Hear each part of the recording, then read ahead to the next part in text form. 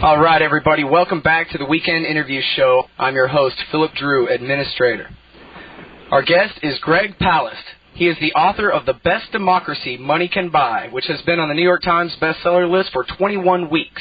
Mr. Palast is also an investigative reporter for the Observer and Guardian newspapers in England and BBC Newsnight television. He is an expert on utility regulation, draft dodging, election stealing, the World Trade Organization, the International Monetary Fund and World Bank, and global corporations such as Enron, the Carlyle Group, the Bill Gates Foundation, and Pat Robertson.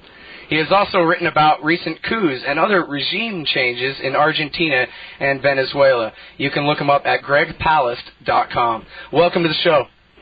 Hey, Philip. Well, I mean, I may be an expert at draft dodging, but no one comes close to our president. So I don't want to say that I'm the, talking to you in Texas, I don't want to claim to be number one in that department. Well, I didn't mean to imply that you were the draft dodger, just that I'd read your excellent article about our loyal president and wonderful fighter pilot, how he didn't show up. He was AWOL. Well, we had a president that I just did a special for BBC television in which we had, I was really interested in watching our president land on the deck of the aircraft carrier Abraham Lincoln. And, everyone's talking about, he was doing his Tom Cruise Top Gun thing. And, he was being played up by the networks in America like he was some kind of big war hero, some real tough guy, John Wayne style, popping on the fighter jet. So I thought it was good to take a look into his record. And, in fact, I flew to Austin. And one of your movers and shakers in the city admitted to me that he, in fact, made the call to get George Bush out of Vietnam. And which mover and shaker was that? See, I'm not going to give you any names, but all I can tell you is that it was done in front of several witnesses, and I also have the documentation as well, which I've shown in this film, which, of course, needless to say, you can unlock for women and children because you won't see it on American television. It was shown on BBC England. Is that available on the Internet? If we look it up, can we watch it there? Well, I understand it is. I haven't authorized it, nor has BBC, but I understand it's going through the Internet anyway. The other thing is that there is a section on Texas and our president and how he got out of the draft. Because I had a lot of the story. I didn't have this one confession in my hand, but it has a lot to do with a company called G-Tech. If you're dumb enough to play the lottery in Texas, then you know that the guys that sell you the ticket is not the state, but a company called G-Tech Corporation. And they were removed while George W. was governor. They were going to be removed for corruption. And suddenly, after bids were taken to replace them, and the low bidder was accepted already and was named, suddenly G-Tech got the job back. Now, how did G-Tech get this multi-billion-dollar Texas lottery job back? Well, apparently their lobbyist was the guy that, one of the people that helped engineer getting George W. out of the war in Vietnam. And it's something he kind of kept to himself during that close race between Ann Richards and George W. And so, for that good act of silence, it looks like his company was, the company he was representing as a lobbyist, G-Tech, was well rewarded. Well, and you say on your website, you're talking about the former lieutenant governor, right? Well, and the former lieutenant governor was the lobbyist, but he wasn't the guy that actually made the phone call to get the president out. He just arranged to have it done. I see. So that's, these guys are very sharp. But one thing we also found out is that while your former lieutenant governor, he said that he simply helped get George W. out of the draft, just as kind of he didn't even know that there was no request from the Bush family whatsoever. It was just kind of Texas telepathy. He knew that young George was much better off being a fighter pilot protecting Houston from the Viet Cong. And unlike those, you had to take a test, by the way, to get into the Texas Air Guard, just so you know. And our president scored out of a possible 25, out of a possible 100, he scored 25, which, your typical chimp with a pencil scores about 26 on multiple choice tests. So, he leaped ahead of several thousand people who wanted the position in the Air Guard. And, in one of your articles on gregpalast.com, you got a little something on there about a soldier whose name you got off the memorial wall in Washington, D.C., who had the same birthday as George Bush. What's the significance of that? Well, I was just trying to make the point that while George's lottery buddies did well, that his daddy was a congressman, and his grandfather, Prescott Bush, was a senator. And a banker.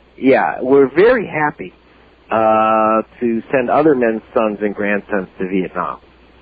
And to accommodate that, because for their happy little war, not many people wanted to go, so we had a draft lottery, and your birthday was pulled out of a hat. And your birthday came up, and you were into the jungle with you.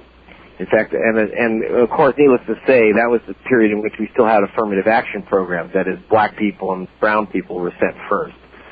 And but if your birthday, if your birthday came up, then you're supposed to go.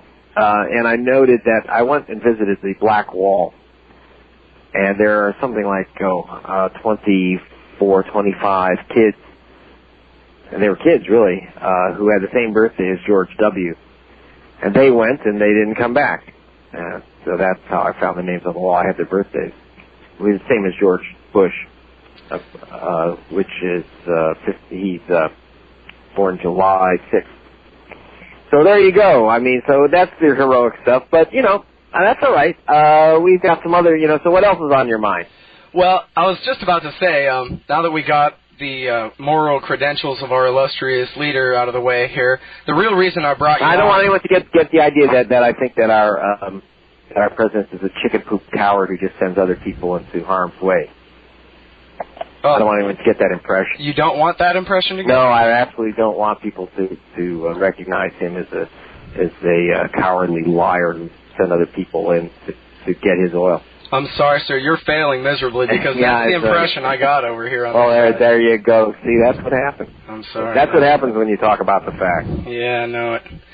All right. Well, the real reason I brought you on was to talk about the September 11th report that was finished, last December, and was held until just last week and has just been released, including 27 pages, which are completely blacked out. Now, according to this morning's Los Angeles Times, the 27 pages, according to their multiple sources, is definitely all about Saudi Arabia. And I know this is your specialty, so I figure I'll just let you go from there.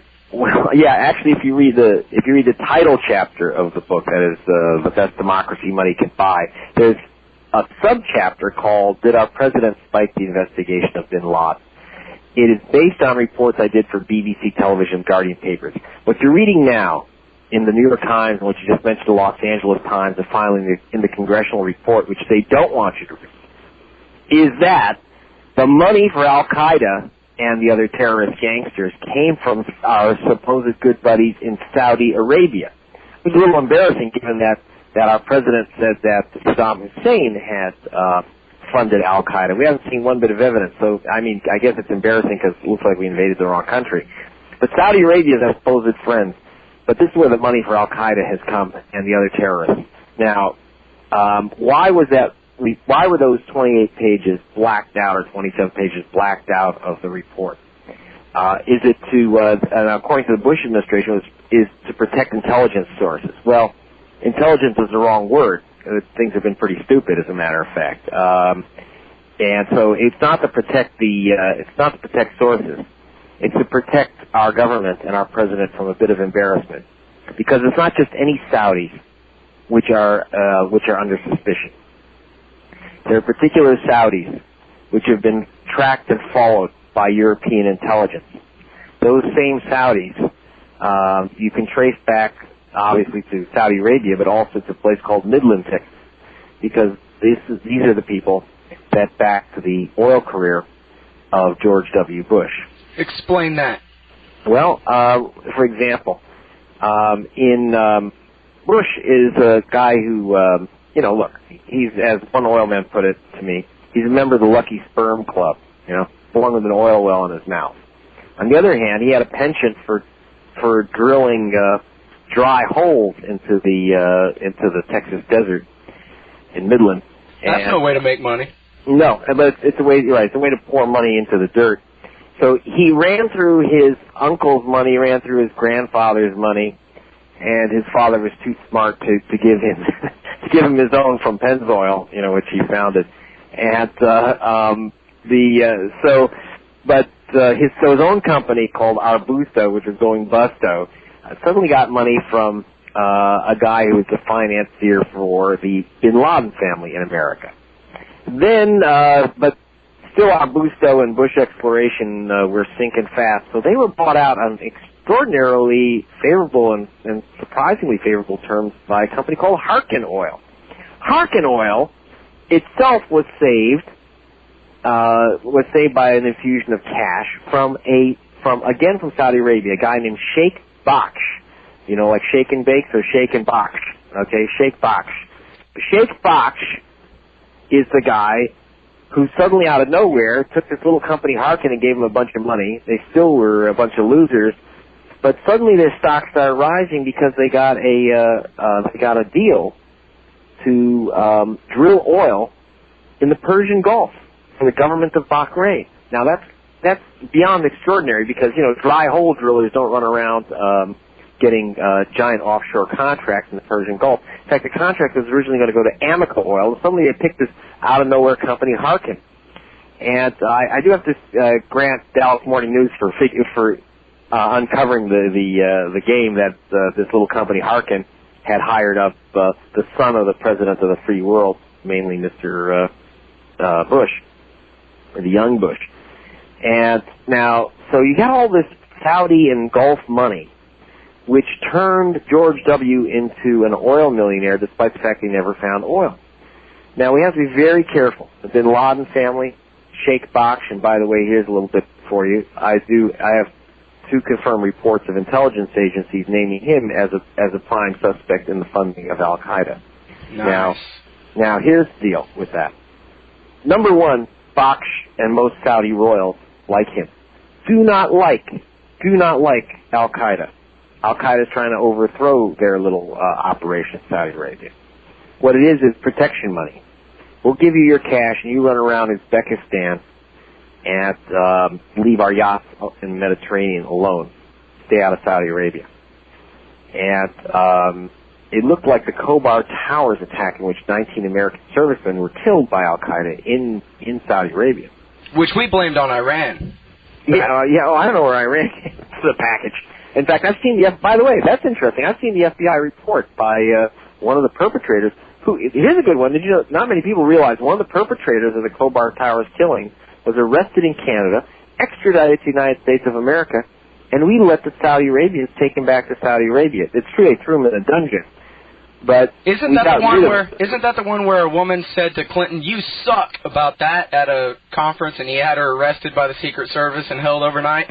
That I didn't know about. That's a good one. I didn't know about. Yeah, she yelled, "You suck, Mr. President," at Bill Clinton, and he had her arrested, and she yelled, "You suck," because of that. What you're talking about, where we had a guy who had killed 19 Marines down there, right?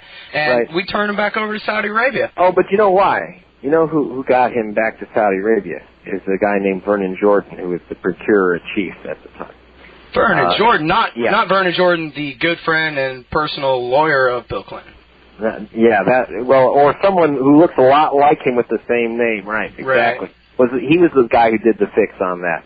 So but then we ended. So one thing that you brought, which is very important, Bill Clinton had his hands in this dirty mess of sucking up to the Saudis.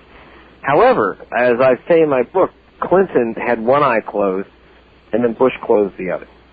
And because if you start digging into the Saudi connections, you end up with the same money going to Al-Qaeda as to the Bush family. Now, I want to be, again, very careful about that. We are not saying, look, the Bin Laden family and Baksh and these other guys didn't give a pile of cash to the Bush family and say, we're giving you this money so that a few years from now, for when you're president, one of our kids can attack New York. That's not how it works. That's not what it was about. It was all about the money poisoning of our democratic system and the huge influence of the Saudis. And so what we're talking about here is trying to cover up embarrassing connections. It's not about Bush planning the September 11th attack. However, it led to some horrendous intelligence Bush's mistakes. One of them being, and if again you go back to the book, or you can find it on my website, before September 11th, both the Clinton administration and then the Bush administration blocked the FBI from investigating the two American members of the Bin Laden family, whom they accused of being part of what the FBI document calls a suspected terrorist organization. Now, how do I know this? Because I have the document. It's marked secret and confidential. But let's put it this way: there's some FBI agents who were not too happy about being handcuffed or blindfolded when it came to looking at the Bin Laden family. And you remember that our president's line is that the Bin Ladens are all a bunch of white sheep, except for the black sheep Osama. But the FBI thought there were a couple gray sheep. And what stunned me this week is that in my report for BBC television 2 years ago, I said the FBI was not looking at the Saudi connection, and I specifically mentioned these two members of the Bin Laden family, Omar and Abdullah. By the way, I want to be careful about that. There's a couple Abdullah bin Ladens. It's a very common name within that family. So I had this document, and the suspected terrorist organization is called WAMY, W-A-M-Y, and it's the World Assembly of Muslim Youth, which sounds very nice. In fact, they do sponsor like soccer clubs and baseball teams around the world, and they're based out of Riyadh. They also front for guys who've been acting as messengers for Osama bin Laden. And when you say that the administration handcuffed them, on your website, I believe a direct quote that you wrote here is that Bush, in the summer of 2001, quote, disbanded the U.S. intelligence unit tracking the funding of Al-Qaeda. That's right. In fact, what's come out now in the new congressional report, one of the things that Bush did not want to release, and again, you know, I have taken more than one shot at Bill Clinton, but I have to say that he had Al Gore send two delegations to Saudi Arabia to say, listen, guys, after the Khobar Tower bombings and after the embassy bombings, it's like Clinton was willing to look away at the 19 servicemen who were killed. That's an unpleasant truth.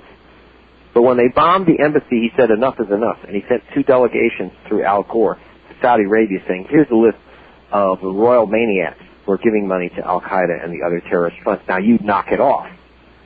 Now the Saudis played games, and they waited because they had a president that they'd invested in who was coming their way, named Bush. After he got into office, the delegations stopped going to Saudi Arabia. The request for the Saudis to lay off the funding of Al-Qaeda stopped, and the unit that was actually hunting down these connections, that unit was disbanded. Now, that unit, was that the FBI or the CIA or the National Security, whatever? Well, it's under a national security agency. But now, the thing is, we also know, there was a second thing, that George Bush removed from the Gulf the chief of the FBI's investigation team on Al-Qaeda. Is this the Order 199I? So Order 199I is simply actually an order to restart the investigation of the American bin Laden family. But it was September 13th, 2001, if you can appreciate the dark humor of that. And, of course, by that time, these two guys had fled, not in that special plane that left America. They had actually fled before the September 11th attacks. I'm sorry, so they were outdoor. I'm sorry, I thought 199I was the order that made the FBI stop investigating. No, it's actually the one that what's interesting is that it tells you they stopped because of the one that told them to go ahead. In other words, the FBI agents have been waiting 5 years to go after these guys, and this is finally the order that said go and get them. Well, it's a little late after they've left the country, and of course September 13th, 2001 is 2 days too late for the people of New York and Washington. Now, again, let's not overdo this, what we found here. This is about your government lying to you about the sources of the money for the terrorists, because the sources for the money for the terrorists are the sources for the riches for, in part, the Bush family. and for other retainers. Like I said, Vernon Jordan is on the Saudi payroll. They're kind of bipartisan, but there's no question that they feel much more comfortable with oil men like the Bush family, the Saudis, because they're oil men too, and so they have their preferences, and they've done very well with the Bush family, and that's one of the things that. So now what's happening is that finally our official press, and what makes me just sick to my stomach reading the crud from these press puppies like in the Los Angeles Times. I should be very careful because they just did a wonderful and glowing profile of me in the LA Times. But I still keep telling them that they gotta start doing journalism. Why did they have to wait for the government to come out with a report and find those missing? They talk about they write about those 27 missing pages like they've done great investigative work. Baloney. Since September 11th, they should have been writing about this. And preferably before September 11th, the Saudi connection. Absolutely, and also they've got us all talking about the 27 pages and not the other 500 pages. Yeah, that's the other thing. It's like, don't watch the guy behind the screen. It's all Wizard of Oz journalism that's going on in America. Now, like I say, I've been reporting this stuff. BBC allowed me to report this stuff in November of 2001, and now we have the Los Angeles Times, New York Times jumping up and down saying, look what we've discovered. Because, of course, once the official report comes in with the 28 pages, you're going to have someone leak that out. But what makes me ill is that if that 28 pages were written now, that means that stuff, or even in December, that stuff has been lying around one very long time. And in fact, I've got, while I'd be thrilled if everyone buys The Best Democracy Money Can Buy, there's a book that not many people have bought that ought to be written called Reaping the Whirlwind, The History of the Taliban by Michael Griffin, which came out in the summer of 2001. And that book ends with the statement, the United States does not realize that the real threat to its security the real threat to its security is a guy named Osama bin Laden. And, to say that this stuff wasn't out there, and Michael Griffin I know very well who wrote that, and The Forbidden Truth, the book that everyone says, it was all about, which people misunderstand the French book saying, that's all about how Bush planned the September 11th attack. No, it isn't. It was published before September 11th. Another book published before September 11th that said, there is a danger here. The Bush administration is playing games with terrorists and turning a blind eye to them. And these guys, you can't turn your back on these guys. They don't make deals. And our president, by the way, in case anyone's wondering if he's still doing it, he landed our war hero president, Mr. Top Gun, when he's landing on the aircraft carrier announcing that the world is safer because we have conquered Iraq. We're back in Mesopotamia. What he didn't mention, which was whispered out very quietly, was that the United States is removing its troops from Saudi Arabia. Now, what was demand number one of Al-Qaeda? Demand number one was the removal of U.S. troops from Saudi Arabia. And they said, okay, sure, we'll do that, but not until we can just move them a little bit north into our new base. But you know what? Think about this. Can you name one nation where the United States has voluntarily removed troops? The people of Okinawa have been asking for half a century for us to remove the troops from Okinawa. World War II is over, and we do not ever, ever, ever eliminate our presence in any nation unless we are absolutely forced out. In this case of Saudi Arabia, it was for one reason. It was to agree to the number one demand of Al-Qaeda. There is a real danger in doing that. They still haven't learned. They're still playing games. On one hand, they're saying, we're going to hunt these guys down. On the other hand, they're saying, well, we're going to go through their checklist and giving them everything that they want. Because remember, and in fact, the other thing that they want, what's number 2 on their list, is the elimination of the Iranian government. So, it looks like we're going down the list for Al-Qaeda. Now, why? Is it because our president is in love with Al-Qaeda? No, he doesn't, but there is still this desire within his intelligence or lack of intelligence community, not the CIA, not the FBI, that you can kind of give little signals to these characters that you'll play ball. It's a very dangerous thing. You can't play ball with Al-Qaeda. Well, and this is really, I think, where I want to contradict you. When I guess actually you were quoting the end of that other book, but you were saying that guy said that America doesn't realize that the real threat to its security is a guy called Osama bin Laden. And that's where I got to call hogwash. I knew it, and I'm nobody. and a lot of other people knew it, and they're all nobodies too. And we have... I just read the book. It sounded convincing to me. Yeah, well, and correct me when I go off the story here, but there were agents in Phoenix, agents in Chicago, agents in Minneapolis, agents in Oklahoma City, and you mentioned John O'Neill over there in the Gulf, and then at the head of anti-terrorism in New York City. And I'm sure there's more than that I don't know about. Down. Right, yeah. They were all trying their best to stop this from happening, and who were deliberately, I think a quote off your website is, they had a foot on their neck, and they couldn't get it done. And that doesn't sound to me like, well, he's just protecting his Saudi oil buddies, or he just didn't realize what a threat they were. Don't discount that, because it's still about the oil, and that becomes still the central game here.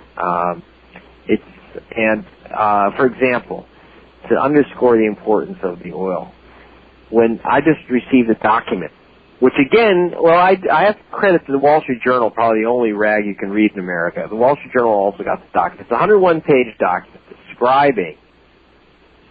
describing the reorganization of the Iraqi economy, the post-conflict Iraqi economy. Now, I say, well, okay, that makes sense. We've taken over this country. Let's help reorganize it. This document was written a good year before we even knew there was going to be a conflict with Iraq, and we already have a 101-page detailed plan. And I got to tell you, this detailed plan includes such things as says privatizing the oil fields and pipelines.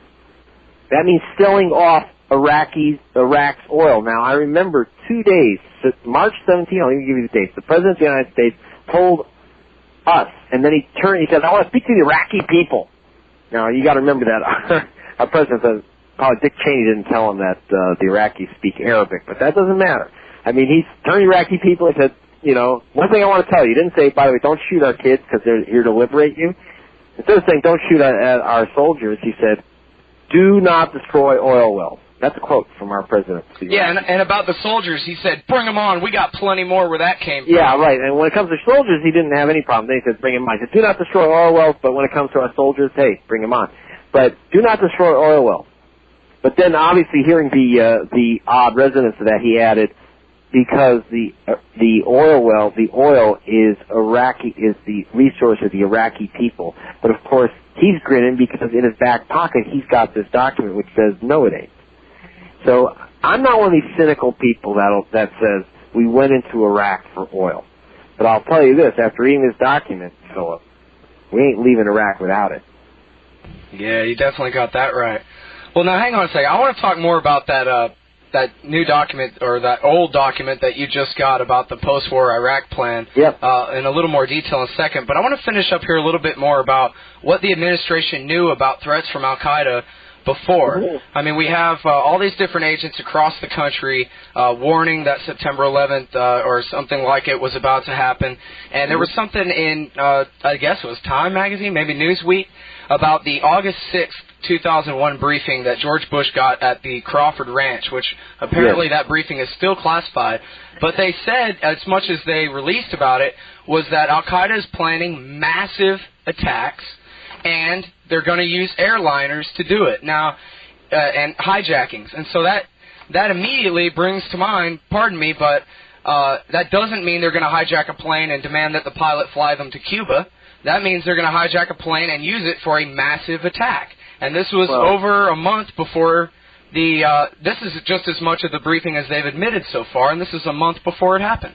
Yeah. Now, I got to tell you, if I want to, first of all, give you an important waiver. I'm going to tell you, if I found information that our president knew in advance about the attack of September 11th, or had the details, really knew that they were going to, hit the World Trade Center or something, I would release that information. I wouldn't be afraid of releasing it. But I haven't found that.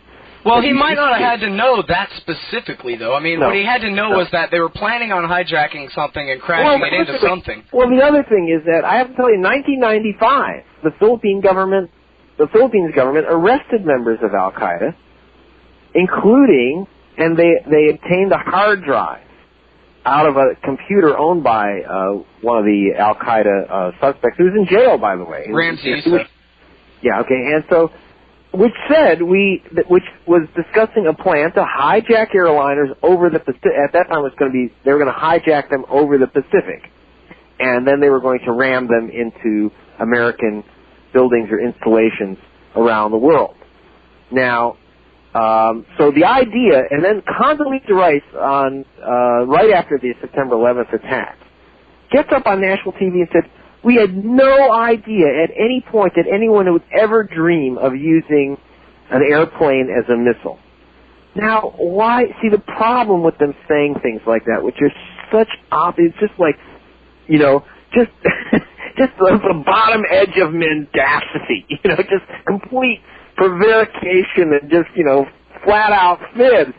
And so what happens is when your government just lies in your face like that, so then people will, everything they say becomes so mistrustful that you think the worst. So that's why I understand why people will fill in dots where there's still no evidence.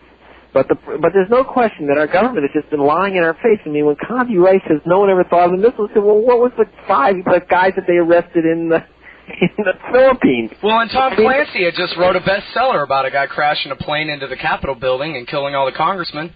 Well, it's a simple thing, and why you do wonder. I wonder sometimes if they lie to us in such an obvious manner as just kind of a test. It's kind of like, like someone kind of clicking their finger against your head and seeing if there's an empty ring.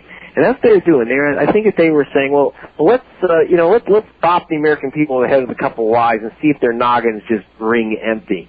Absolutely. And the best example of that is the way that they didn't bring up the mass media here anyway. I know that you guys over in England did, but here the mass media did not bring up the subject of prior knowledge of that attack for 9 months. And then when they did, and Condoleezza Rice made the stupid statement that you just referred to and the others, they used all of that commotion in order to be the pressure to create the Department of Homeland Security. They said, we're right. We should have done more to stop it, so we're going to consolidate all federal agencies into one. You're talking about selective stupidity. We didn't know, but if we know, here's what... they have a good line of retreat. Look, it is horrid.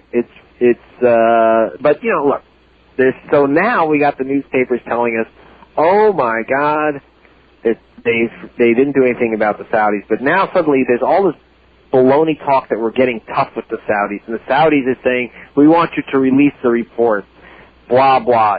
First of all, it's baloney because they know that even the 28 pages has been so sanitized that they'd be off the hook. Why are the papers even bothering looking for what's in the report? Why don't they go after, like you say, go after the subject matter? It's out there. Frankly, it wasn't that difficult. Look, I report for BBC television. I report for the #1 nightly news program on the planet. If we've got the stuff, 100 other stations could have gotten it. I mean, it's crazy. It's not like it's that difficult. Yeah, I do some I gotta tell you, I do a lot of fancy stuff, undercover stuff, hidden wires on it, but this is not that difficult to find. All I have to do is find unhappy FBI and CIA agents, which are plenty. I gotta tell you, the weirdest thing that's happened to me in this investigation, I started liking the FBI and the CIA. It's getting weird. Because what's happening is that they're real information. There's some guys in those agencies who actually want to go after bad guys, who actually want to go after, killers as opposed to, hunting down, anti-globalization people throwing cream pies, They don't care who smashed McDonald's windows. They'd like to know who smashed into the World Trade Center.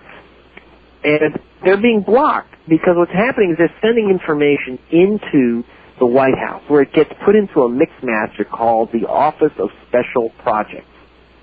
The OSP. And the OSP... Office of Special Plans. Plans. You're right, thank you. And they take the stuff, and by the way, and that, I have to credit completely to the work of Seymour Hersh.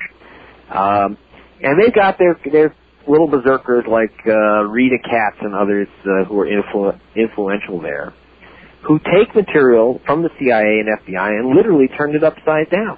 So that, for example, one of the things that we used in this FACO excuse that Saddam had weapons of mass destruction is the statement of his son-in-law whom he murdered, who said, look, I was in charge of the program for weapons for biological and chemical warfare. And they trumpeted that all over the place. What they didn't add is that he said by 1995 we shut down the program.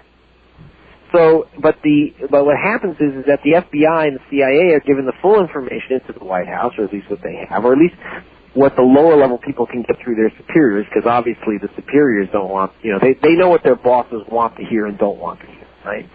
So, look, all I'm saying is that you've got a bunch of press puppies.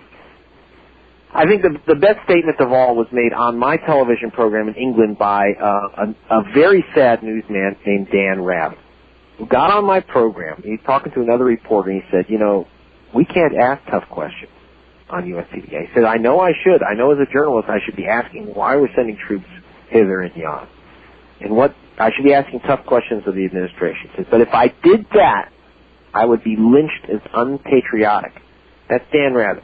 So if Dan Rather is shaking in his silk shorts, imagine you're the average reporter, what they think will happen to their career. And I got to tell you, especially when we reflect on the fact that Dan Rather couldn't give a crap about telling us the truth and never could have. So if he's scared of asking a hard question, then forget about it. Yeah, I mean, look, he's at least, whether he's forgotten. But at one point in his life, unlike, like an empty hairdo like Tom Brokaw or Peter Jennings or something, I mean, at least he was a journalist at some point in his life. Yeah, back in the 60s and 70s, maybe. Yeah, I know. But, obviously, but what I'm saying is that if that's the best, then look out. So that's why I say, I mean, you're kind of stuck. That's why, I mean, the only good that's come out of it is that now I wouldn't have a bestseller in America if it weren't for the fact that my news is blacked out, because in Britain, all you can do, you can turn on the nightly news, and there I am with the reports, right? Or you read the weekly news, the Sunday newspaper, The Observer, and you get the reports. But in America, it's like, I mean, I just won my third Project Censored Award, which is, that's not an award you want to win. It's all about your stories that can't get out in America. And, it's just freaking madness, and it goes from September 11th to Inside the World Bank to you name it. I mean, right now, the con about what's happening in California, I mean, just the recall by the rabid right, the attempt to get rid of Gray Davis. When you talk about a right-wing conspiracy, Hillary doesn't even know what she's talking about compared to what Gray Davis is facing. It's pretty grim. So anyway, I hope you have a nice weekend. Yeah. This is all great. On Saudi Arabia, yeah, okay. I see you're dragging me. You're keeping me here a little bit longer, just a couple more minutes, because I have to go read a story to my kids. Oh man! All right. Well, I'm going to try to drag this out as long as I can, and then request that you apologize to your kids for me. On the Saudi Arabia question, it seems to me that. Perhaps with the exception of the president, the war party is hell-bent on invading Saudi Arabia. The neoconservatives and the Christian right have this whole Wahhabi Islam is the real enemy bit. And it occurred to me that maybe they were just censoring the 27 pages just to build pressure for later.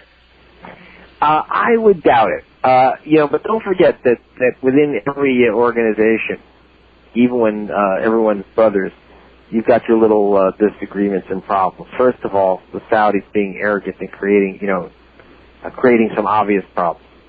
But I don't know. I don't think we're going to see anything like an invasion of Saudi Arabia.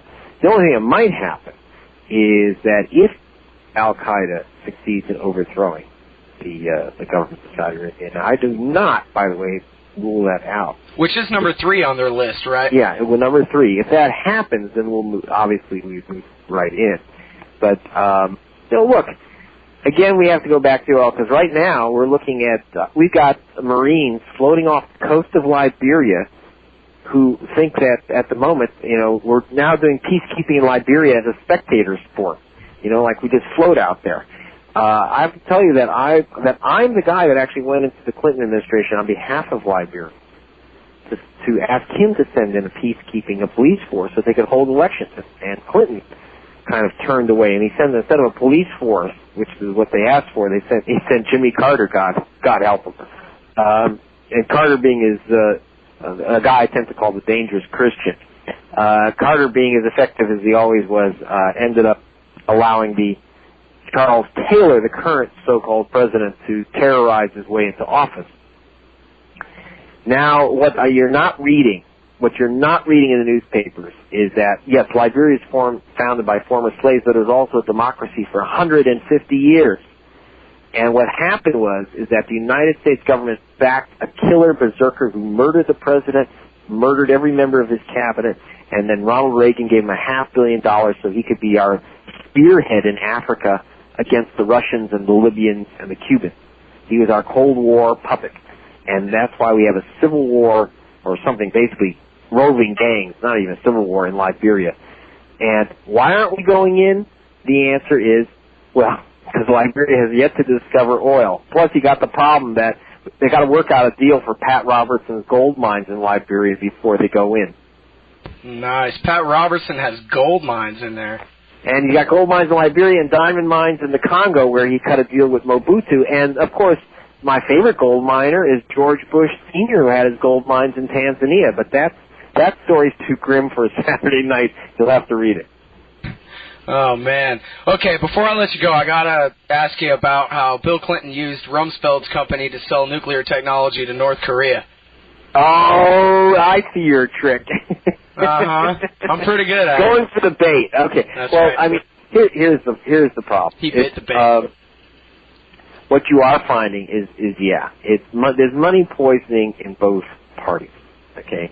It's all, as I say, it's all, everyone is the Hezbollah Shekel, the party of money. There is no Democrat nor Republican. But we have to be very careful in saying that there's no difference. Both are corrupted by money, but we now see a difference. And of course, you've seen the difference, as we say in Britain, at the sharp end in Texas. And so you well know that difference. So I don't really spend too much time bugging the Clintons. I have some nice files on them, and I've taken a piece out of that family. If they come back into power, as they will, I'll unload on that. But for the moment, and when it comes to Democrats, I believe in letting sleeping dogs lie and lying dogs sleep. Right. Well, but it was correct Rumsfeld's company that Clinton used to move the nuclear technology to North Korea. Yeah, right? Halliburton, was it? No, not Halliburton. Excuse me, not Halliburton. That's Cheney. But Rumsfeld, of course, it comes in and out of corporate America. It's a nice floating revolving door. So there are no surprises there. But whether the technology went to North Korea or not, I don't know. That I wouldn't know. I have to take a look at that.